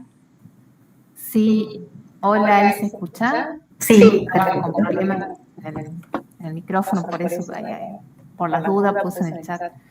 Bueno, Alejandra, yo te puse que me encantó la forma en que transmitiste, la verdad que para meter todo eso me disparó por un montón de lados, como que fui recorriendo junto con vos, bueno, esto, ¿no? De Freud, Lacan, y me llamó la atención este aporte clínico que hacés, porque me parece que es un aporte clínico, que lo anoté porque por ahí, para no demorarme en el comentario, era esto, ¿no? Me hizo pensar cuando vos traés lo de la melancolización, o a mí me quedó sonando a esto, ¿no? A que los sujetos en esta época que nos acontece permanecen melancolizados, y vos ahí trajiste esto de sin creencia. Y yo por ahí, pero lo pensaba desde esta sin creencia, pero crédulos de una verdad absoluta. O sea, no creen en nada, pero a la vez se comen el cuento de, por ejemplo, la fake news, la cuestión de, por ejemplo, si se publica algo en las redes, eso se viraliza y dispara para cualquier lado. Y el otro discurso que a mí me hacía ruido en pensar, vos justo dijiste recién el duelo, y yo pensaba si es posible pensar el duelo, los duelos en esta época, en donde todo el tiempo aparece este discurso de el retorno de la normalidad, ¿no? Porque todavía no sabemos muy bien qué hemos perdido, pero sí hay un discurso muy marcado que es volver, retornar a esa normalidad, ya no. Y eso, ¿no? Como que me quedó haciendo ruido esta cosa, ¿no? De si estaríamos más del lado de una melancolización, me arriesgo a decir, de la pandemia, a poder duelarla, porque siendo que todavía estamos en pandemia, me parece que estamos más del lado de la melancolía, y me parece que eso es un aporte clínico, porque sí, vienen con eso los pacientes, ¿no? Sí, y ahí, Jessica, lo que puede ser, cuando uno habla de la posición de la creencia, en realidad Freud en un recuerdo de la carta que le escribe a Roland, él dice, la creencia es la ilusión, ¿no? Es decir, justamente lo que el melancólico no puede creer en la creencia desde esa lógica de ilusión, desde esa realidad que se construye, como yo decía, en el esquema del espejo, ¿no? La realidad para el humano no es la realidad cruda, ¿no? Es decir, la realidad es la realidad que arma en esa lógica ficcional. Entonces, ahí es donde, a eso es a lo que, entonces, bueno, nada, va pivoteando y cree esto, mañana eso, porque está suelto, ¿no? Como diríamos, no tiene la amarra, por eso decía esto, ¿no? Son sujetos que no reconocen ahí la cuestión de la herencia, de las ficciones, ¿no? No hay como ese reconocimiento, entonces todo, ¿no? Uno puede decir, está flojo, suelto, ¿no? Flojo en esos puntos de identificación, de amarra. Y después que me decías lo del duelo, sí, yo creo que, bueno, hay, por eso mi pregunta más que nada fue, no sé si qué va a pasar con el capitalismo, ¿no? Quizás, como dicen todos, se arregla todo y van a salir todos a comprar el doble de lo que querían, porque la gente, ¿no? Ya se está preparando el mercado para eso, lo sabemos, ¿no? Las bolsas y todos saben que están calculando todo lo que la gente va a gastar que no gastó, ¿no? Pero mi pregunta quizás es más poner en juego si realmente esto nos va a llevar, porque esto justamente remarcó cuestiones que ya venían perdiéndose en la época, que era la dificultad con el lazo, los contactos. La pandemia, con toda su característica, remarcó, acentuó el aislamiento, el miedo al otro, el contagio, ¿no? El pudor, que esto, ¿no? Y la distancia, ¿no? El otro es el enemigo, y ahí, digamos, me parece que recrudeció, no algo que no estaba, pero me parece que le da. Entonces, por eso mi pregunta es si van a aumentar más los mecanismos paranoicos, melancólicos, o si la apuesta será poder recuperar algo de la idea de amor que propone el psicoanálisis, ¿no? Sí. Justamente recién acabas de decir algo que iba a ser una pregunta mía. Si vos pensabas que el discurso capitalista iba a recrudecer o estaba recrudeciendo. Y bueno, lo acabas de decir. A ver, en el inicio de la pandemia hubo como una suerte así de ilusión, digamos, frente a semejante real, ¿no? Semejante intrusión de lo real. Hubo como una ilusión de que la gente va a estar más solidaria. Y bueno, y vimos que no, estamos viendo que no. Y en ese no, yo creo que hay un recrudecimiento de las consecuencias del discurso capitalista. El discurso capitalista está instalado hace ya medio siglo, pero las consecuencias están cada vez más graves. Por eso esa cuestión de la falta del amor. ¿No? Sí, por eso, porque el sujeto es percipiente. Yo creo que el psicoanálisis va del lado de un sujeto, digamos, de crear, de construir la cuestión de, con la asociación libre, de construir una suerte de enlace, podríamos decir, de pensamiento y de relación del sujeto con el pensamiento del sujeto, con un entrecruzamiento imaginario simbólico, en fin. Y bueno, entiendo que digamos que el discurso capitalista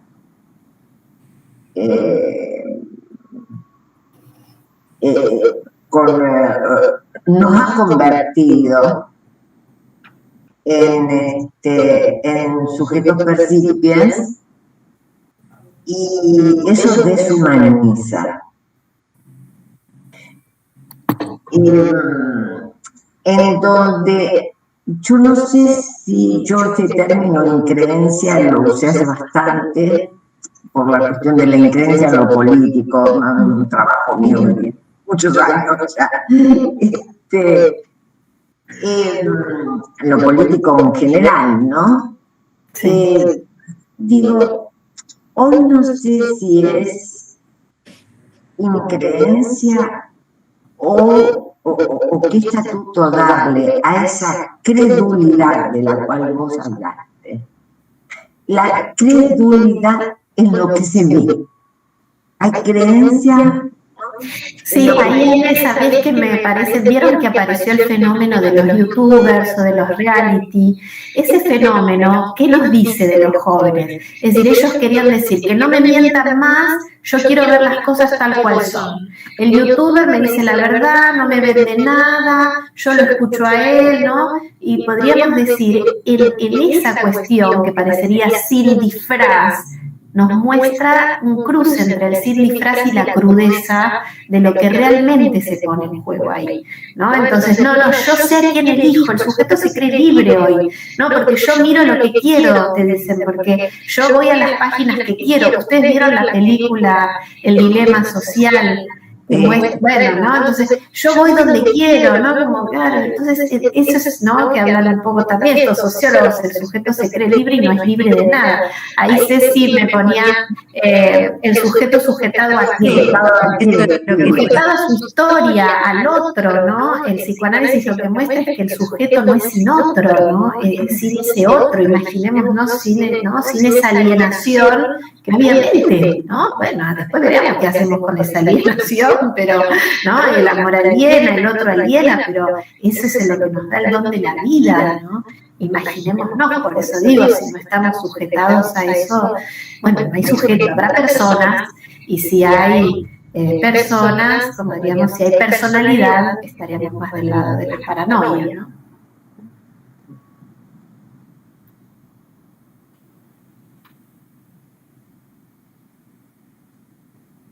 Pero hay Alejandra, perdón, no sé cómo levantar la mano, perdón. Sí, perdón, yo no te vi, perdón. No, yo quería hacer una pregunta, ¿no? Entiendo que esta cuestión de la pandemia hizo que haya como un apogeo de la virtualidad en cuanto a redes y a mostrarse, ¿no?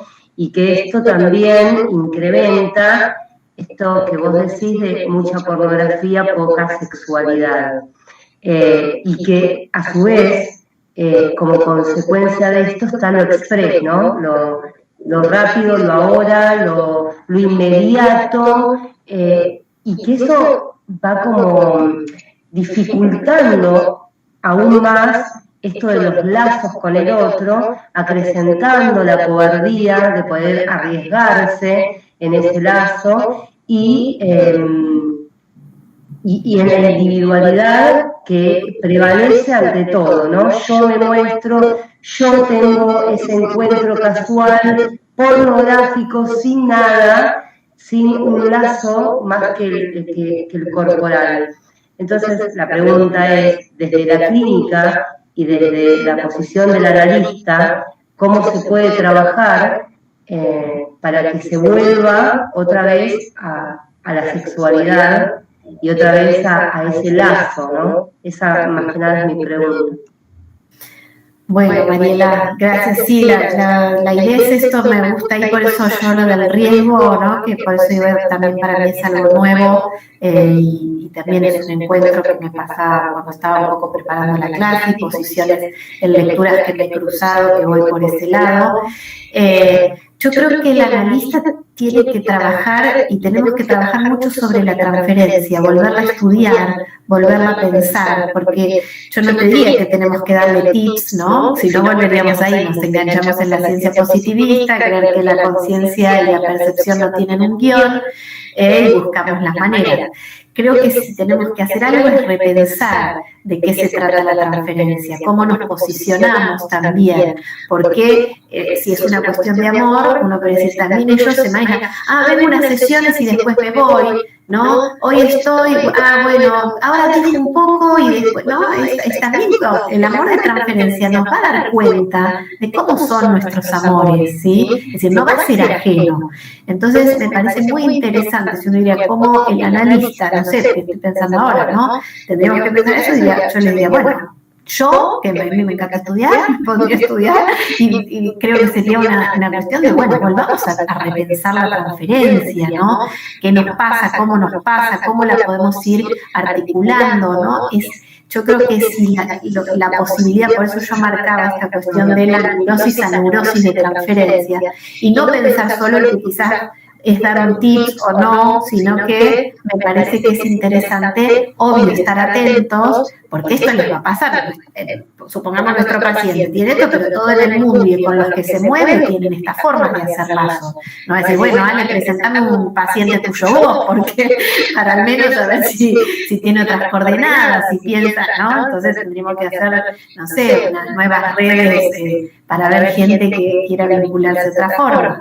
Yo creo que sí, es interesante que volvamos a repensarnos, porque digo, el discurso nos atraviesa también a nosotros, ¿no? Entonces, ¿cómo vamos a intervenir? ¿Cómo vamos a escuchar? ¿Sí? ¿Desde qué manera? ¿Hacia dónde vamos a armar esos nudos de valor? Y obvio que no sea el amor tóxico, salvador, sacrificial, del que venimos luchando de los analistas y intervenimos en sesiones, ¿no? Por eso digo, me parece que hay que repensar, ¿no? Yo al menos se me cruzo un poco eso ahora, ¿no? Pensar ahí la estructura de la transferencia, así tendríamos que pensar en el analista. Sí, Américo. Sí, yo considero que has dicho algo muy importante, ¿no? Y es esta cuestión de que es el analista el que debe pensar su lugar en la transferencia, para poder pensar desde qué lógica, caso por caso, se puede construir el amor de transferencia. Porque sin amor de transferencia no hay, digamos, la base para sobre la dinámica de la transferencia saber algo del inconsciente, ¿verdad? Que fue una de las propuestas freudianas. Ahora, creo que el psicoanalista, no todos, pero bueno, algunos psicoanalistas, han caído en el discurso capitalista con esto de, yo llamaría la sesión express, ¿no? La sesión de 5 minutos, 7 minutos, quizás pueda servir, no sé, como alguna puntuación, por supuesto, pero al amor de transferencia se lo construye. Y por eso Lacan en televisión, una de las metáforas lacanianas muy fuertes y que la deja muy en suspenso, y bueno, hay que trabajar con ella, es la cuestión de es necesario el tiempo. Sí. Muy, muy interesante. Sí. Bueno, eso. Gracias. Muy bien. Bien, mientras aguardamos algún otro comentario para ir cerrando, les comento los saludos que han dejado Carolina Piericucci, Lorena Aguirre, Vanessa Lauría, Gabriela Di Giorgio, Evelyn Nogueira, María del Carmen Oviedo, Inés Graca, Cecilia Constanzo, Alejandra Politi, Noelia Alberico, Nancy Otero, Andrea Nicolete, Elizabeth Utrera, Priscila de la Torre. Bueno. Gracias, sí, gracias. Ahí vi algunos, sí. Vale, muchas gracias. Sí, Gabriel. Sí, bueno, un comentario casi en el estribo, digamos, bueno, muchas gracias, Ale, por el recorrido. La verdad es que hay unas cuantas cosas muy interesantes para retomar. Pero lo que me interesaba quizás poner también en conversación para las próximas conversaciones es que se me ocurría esta suerte de trampa, si se quiere, ¿no? En el momento de ponernos a pensar la subjetividad de la época, en un momento en donde además hay una pandemia mundial con unas características homogeneizantes, en cierto sentido, como no hubo en otras épocas que nos sacamos, por lo menos, ¿no? Entonces, eso, por un lado, por otro lado, algo que previo a la pandemia aparece como cierto empuje a la desubjetivación, ¿no? El imperio de la pulsión parcial, ¿no? Cosa que puede observarse en la oferta,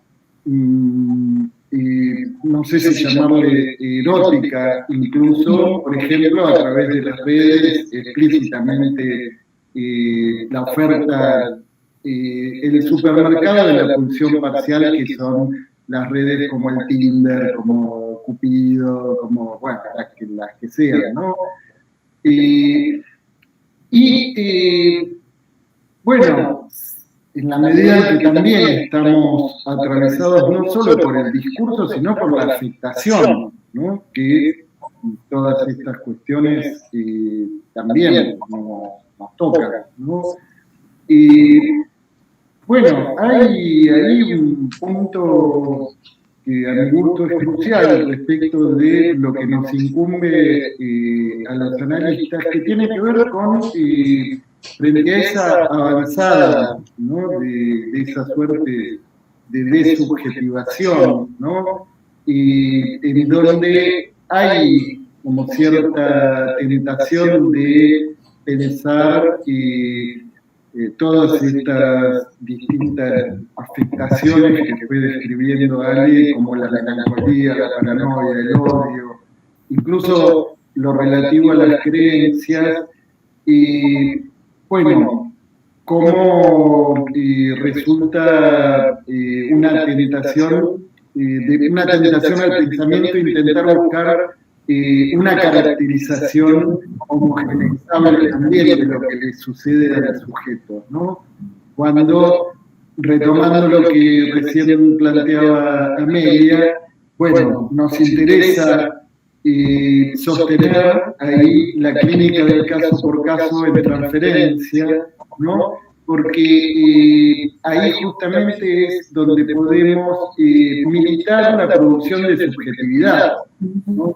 A contramano de empuje a la desubjetivación, a la pulsión parcial que nos ofrece el mercado, ¿no? En donde se nos quiere vender el gato por liebre ofreciéndonos la satisfacción parcial como si nos fuera a traer la completa satisfacción, ¿no? En la compra de cualquier producto o en cualquiera de las citas que se pueden conseguir en la oferta del mercado del erotismo, ¿no?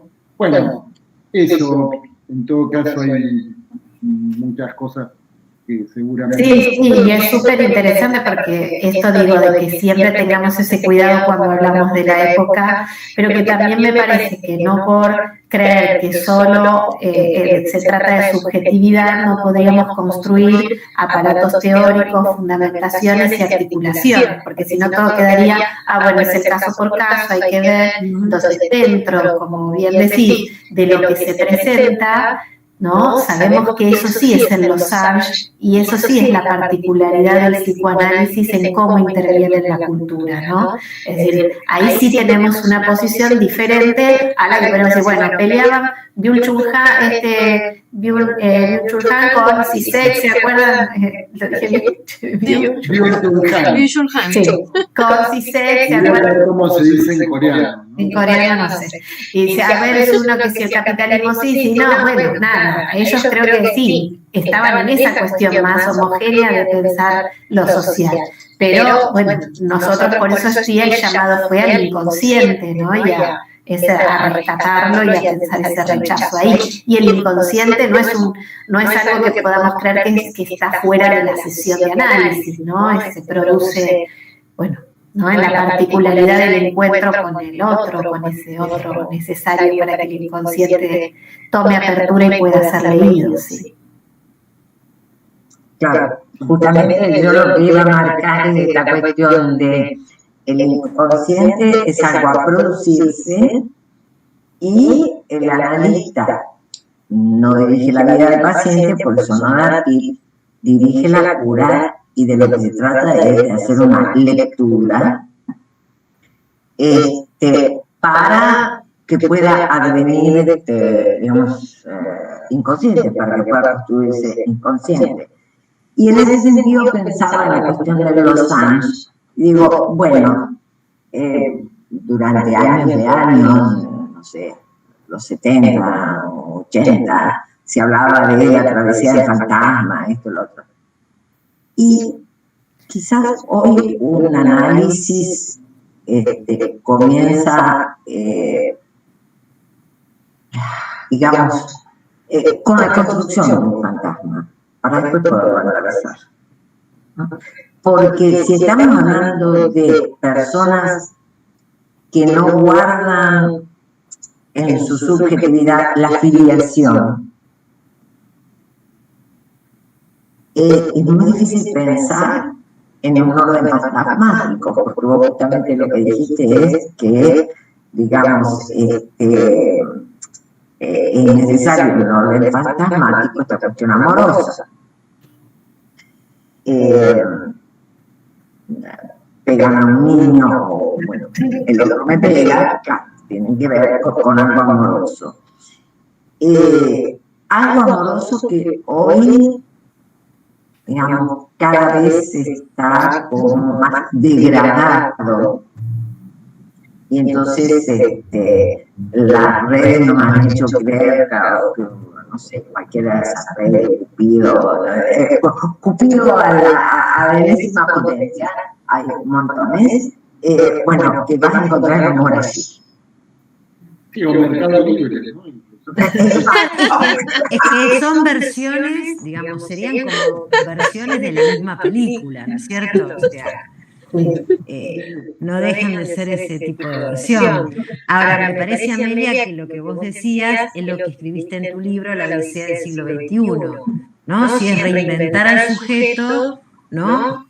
En estos tiempos, como hablaba Gabriel y Alejandra, de esta época de desubjetivación, ¿no? Bueno, tenemos hasta fin de año para seguir pensando en cada encuentro y conversando. Yo le quiero agradecer muy especialmente a María Alejandra Porras por, bueno, habernos dedicado un par de horas,